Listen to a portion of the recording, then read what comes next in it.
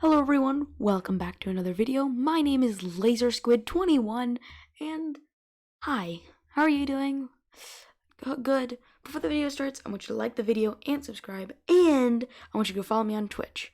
Alright, now let's talk about the title of the video. This is why U-571 is a cinematic masterpiece. Now you are probably thinking, what is U-571? Well, it's a movie set in World War II about Americans trying to take over a German submarine and make it out alive without dying. Without dying to a German destroyer. It's with Matthew McConaughey, Bill Paxton, Harvey Keitel, and what I think is the weirdest one is John Bon Jovi. Yes, that John Bon Jovi. His name is hard to say for me for some reason. But, yes, this John Bon Jovi. Now, this movie, as far as I can tell, did not gain critical success. Its budget was $6 million, and the gross in the USA was only $77 million, and the worldwide makings was only $127 million. So they only made like $65 million off the movie, which is still a lot of money, but not enough to garner anything more. This movie was directed by the man, the myth, the legend, and oddly the guy who has produced a lot of movies. For some reason, at the very beginning it says Spielberg, but as I'm looking at it right now, the director is actually Jonathan Mostow. Now, Jonathan Mostow is known for lots of movies, including Terminator 3, aka the worst one. But yeah, he's Terminator 3,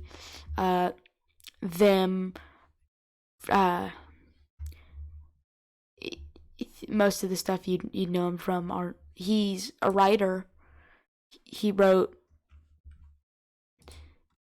a soundtracker. Yeah, you get it. The only good one that you've probably seen is Terminator 3. Yeah, he's not known for much. Will you stop yelling, dogs? There's dogs outside, they're yelling. But okay, the movie opens up with a lot of German men in a submarine. Right away, you can feel the tension, the scariness, the absolute fear from the score, which was done amazing. Hello, this is an editor's note from Laser Squid, me, aka Max. I just want you to know that the reason you don't see any more footage in the video is because I don't want to get copyrighted, because my last video, Raya and the Last Dragon, it got blocked 4 times and I had to re-edit it 4 times for it to be released. And I don't want to release anything but the trailer just for the copyright reasons.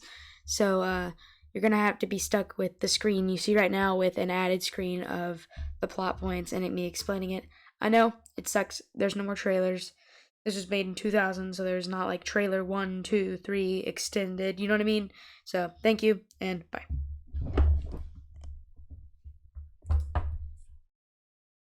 Amazingly, by the way, I don't, like, this movie did not get that big of a garner it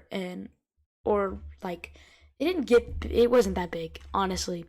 It was not that big. So to see it, because I'm honestly debating this, because this movie is so good. It's so good. Like, I love it. I love it so much. I love the score for this movie is so good. Richard Marvin is the man who did the score for this. It is so good. So good. Oh, by the way, spoiler warning. Forgot to put this in the video, so there will probably be a guy in the beginning. It'll probably be me telling you in the beginning, but hey, what can you do? So and you right away you feel the tension by Richard Marvin's score, and I feel that was very intentional for the tension and the score to match as these people sink a ship, and the happiness they get because they actually completed a goal, and then they get blown up by a British ship, but they do not get blown up, they only get disabled, which is which sets the movie and the real life story that this is based on into motion.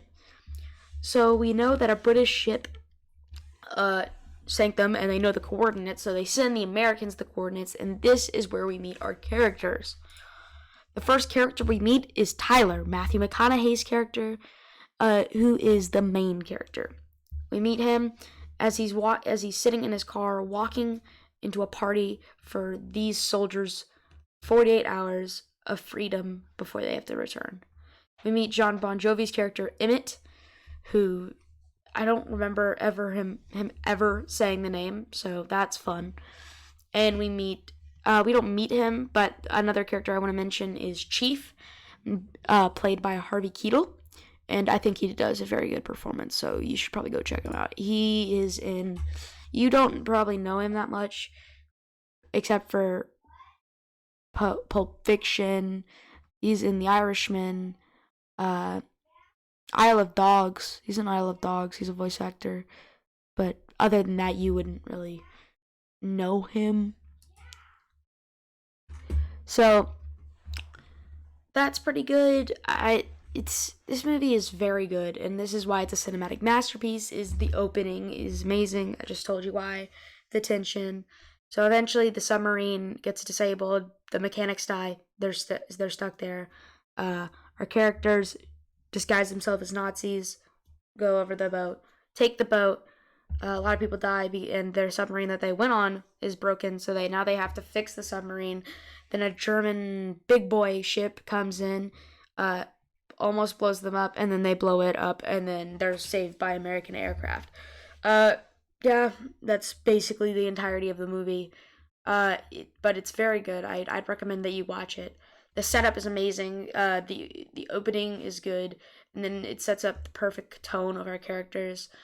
The tension, I think, is one of the greatest movies in the world. It has so much tension built up within the score, and you can feel every ounce of fear within these people, and you feel them, dude. You just feel them. There's a scene where they think they're trying not to get blown up by this German destroyer, and it encapsulates the tension and the score that Richard Marvin was going for, and it's just amazing. I tell you, it's amazing. Again, go and watch this movie if you haven't. It's called U-571. It is one of the greatest war movies, World War II movies, movies in general. It's so good. To me, at least. I feel like the tension and the score and everything stacked on top of each other is just amazing. And I don't know what else to say about it other than the fact that all this stuff added together equals amazing. Now, if you had good score but bad tension, then it would flop the movie. Like, the best part about this movie is that everything is done perfectly. Because if one thing is out of place, it's gonna destroy the whole thing. Kind of like how if you mess up a card pyramid, it's gonna bring the whole thing down. The characters, if they're comedic, will break the tension. If they're comedic, will break the score's tension, and which will, in the result, break the tension, which in another result will break the theme and this tension and the overall tone of the movie. And it's just, without these pieces, it's not done amazingly. You just have to have these pieces, because if the pieces aren't there, it falls apart. But other than that, I feel like this movie's amazing. There's two other things I have like issues with it, and that is the characters aren't really fleshed out. Now, Tyler, who's our main character, is the most fleshed out character. You know a couple of things about him, that he doesn't work well under pressure. He's trying to command his own submarine, but John Bon Jovi's character, aka Emmett, does not think he's ready because he cannot make the split-second decisions that could save or take someone's life. And he's not really willing to sacrifice these people's lives. And honestly, man, neither would I.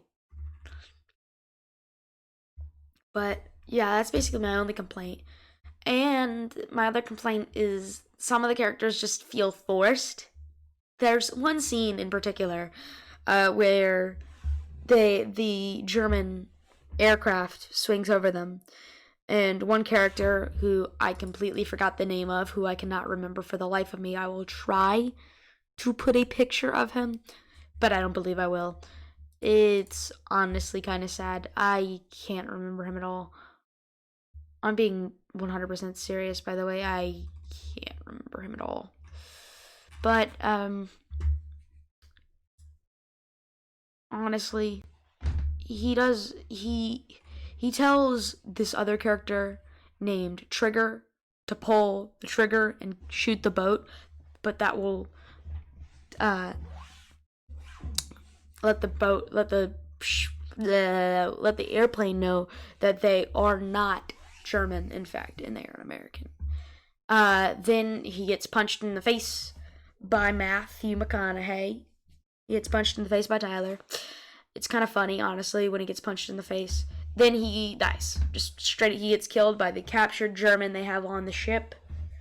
And honestly, yeah.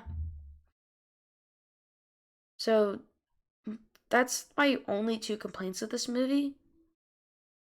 And the payoff in this movie is amazing.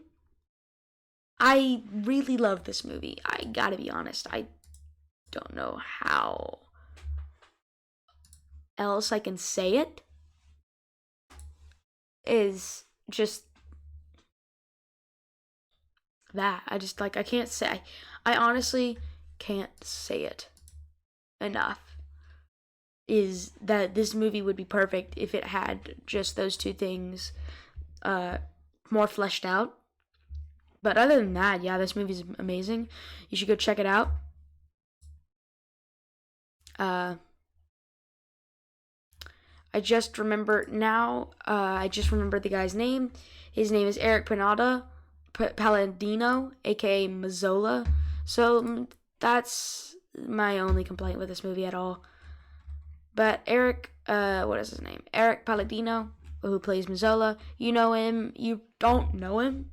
I don't think you would, but he's in a lot of stuff that you've probably seen. Marvelous Miss Maisel, NCIS, Los Angeles, and Watchmen. And what I've gathered, he's in Blue Bloods, and everything else I've gathered is basically that either you'd know it because you've watched someone watch it, or you don't know at all. It's basically NICS is his most famous one. He's in NICS LA and not LA.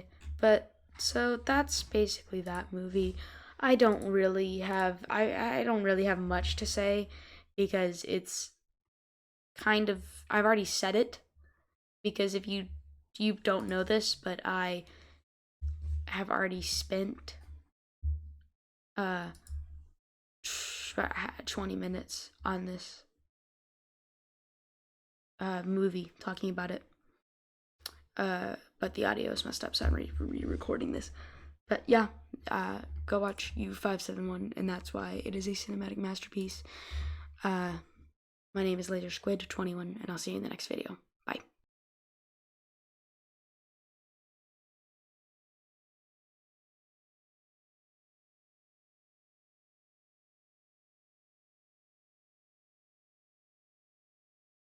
'62